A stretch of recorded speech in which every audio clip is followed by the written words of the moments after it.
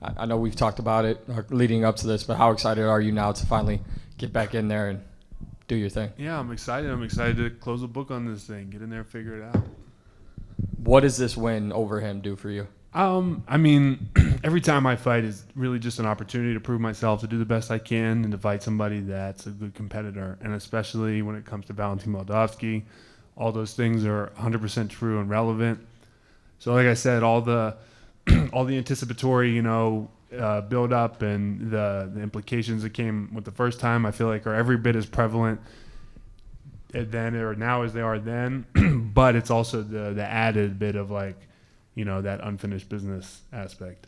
No, I'm not asking for technique or preparation, but how do you prepare for a guy that you were in there for, and obviously not that long, but then you go and have another fight, so you kind of had some time in between. You're not the same fighter. He's not the same fighter. So what was that preparation like? Yeah, I mean, and I didn't get enough cage time with him to kind of establish, what I can expect from him.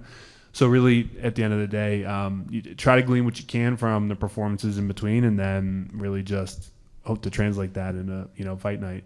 But ultimately, it's about me and what I do. So I'm looking forward to showing off my skill set here.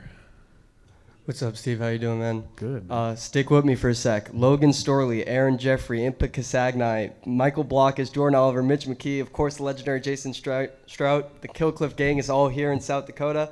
How would you describe your experience training alongside the elite group of guys at Killcliff FC, and who are some fighters that push you to your limits on the daily throughout this camp? Elite group of dudes in an elite gym, an elite facility, in an elite state in Florida. It is absolutely incredible to be able to share a fight night with the guys you just mentioned, but also to share a stable with some of the absolute best fighters in the world, some of the best guys doing it right now. It is wonderful. It is a time that whenever I first started my journey 10 years ago, I was like, man, that's what I want to do. I want to be fighting the best guys in the world, training with the best guys in the world.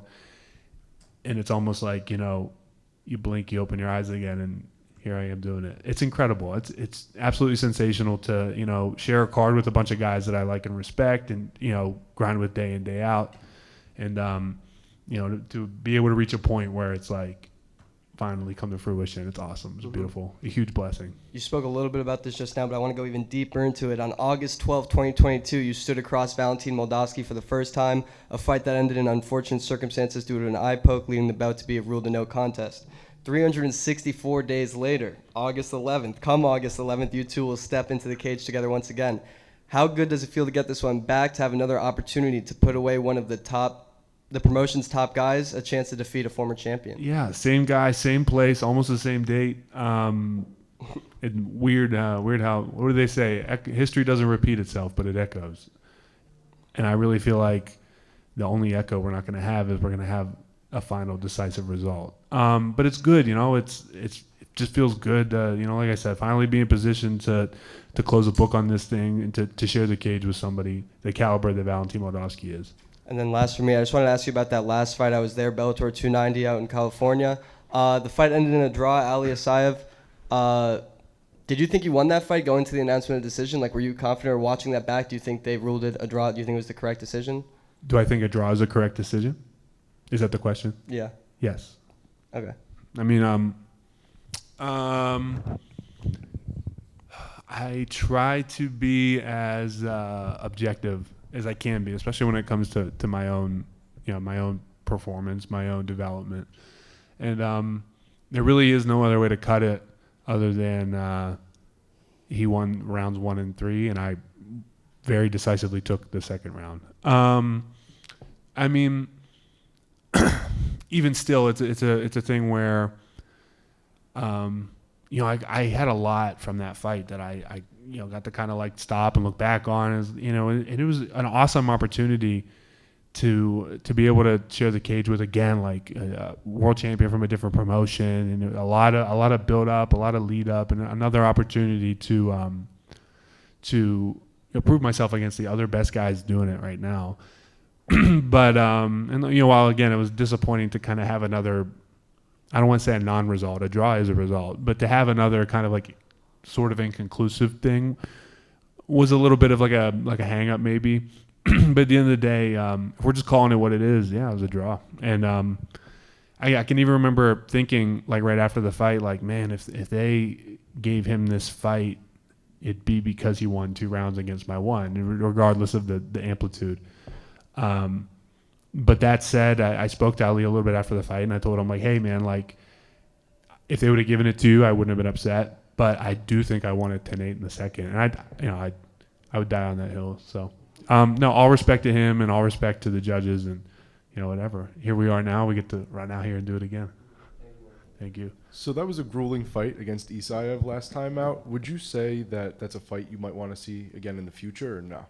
We could talk about it. I mean, I'm really only focused on Moldavsky right now, but I mean, the only thing I would say about that is that Isaev, while he's older for just by athletic standards, doesn't have the mileage on him that I would say I probably have more mileage on him than he does, and that's again not like to belittle him. It's just to say, man, I didn't have the full wrestling circuit. I went right into trading blows with the best dudes in the world. So I bet you Ali Isaev is going to be around for a little bit longer, and if it comes up in the future, we'll see what happens. All right, cool. So your slick submissions and mauling top pressure are something that you're known for, but Moldavsky is a 2-time combat sambo champion. Does your game plan change a bit knowing that he is probably equal to you on the ground and has skill, or do you think that you're just going to be able to run right I'm through looking him? forward to figuring it out. I mean, that's what I'm talking about. That's the kind of thing that gets me up in the morning. If I thought he was a square, if I wanted to beat up squares, I would have kept doing local jiu-jitsu tournaments in Pittsburgh. I'm talking, and no disrespect, but I proved myself there. I did my thing, and as the ranks went higher and the level went up, it's that kind of thing. It makes you nervous. A lot of ugly feelings that come with competing and fighting. A lot of doubt, a lot of pressure, but there's also a lot of I'm getting goosebumps thinking about it. There's a lot of this intense fire I feel knowing that and it's not like a purely happy thing. It is a little bit, a little anxiety, a little bit, whatever, nervousness, but there is this intense feeling of man, I'm here and I'm going to step into the cage with one of the best guys in the world, and we are going to freaking see how it all pans out, and I trained really hard and I did everything I could, and I'm really looking forward to seeing how it all shakes out. But that said, I'm confident that combat sambo world champion stuff, while all that's very impressive, I really think that I'm going to have the better run of it on Friday. Okay, so just last off, what are your thoughts on the matchup between Ryan Bader and Linton Vassell, and do you think you could possibly see the winner in your next fight? If it's Linton Vassell, no. But no, I pick Linton Vassell in that fight every time. What's up, Steve? Dylan Napoleon with New England MMA. I only have one for you today. So you've had 3 tough rounds with Ali Isaev, and in my opinion, I would say that Ali and Valentin they're pretty similar. Their styles are pretty similar. Going into this fight now, do you feel a little bit more comfortable having those tough 3 rounds with Ali under your belt? I'm gonna respectfully disagree with the first part of what you said, in that I really don't feel like they're that similar. Ali Isaev's bigger, stronger, probably the more I don't know if athletics is the right word, but probably the more powerful of the two.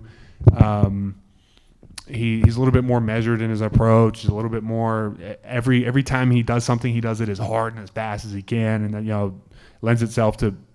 I mean the takedown. I'll say this: when he shot his head to the inside, I've wrestled with some of the best guys that are in MMA that are wrestling. I've never had somebody's head hit my chest and throw me right to my back the way he did.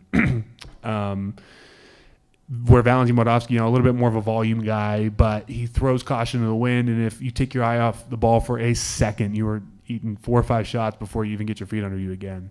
And I mean, they both come from, if you want to call it a grappling, quote unquote, background. That's fair to say too. But again, Ali Isaev's his stuff's a lot different than what Moldavsky said. Now, to answer your actual question, no, yeah, absolutely. I went 3 rounds with a world champion. It was, again, like a win would have been better, but it showed me that, hey, like when I show up fight night and I give everything I can, I absolutely deserve to be in there with the best guys in the world.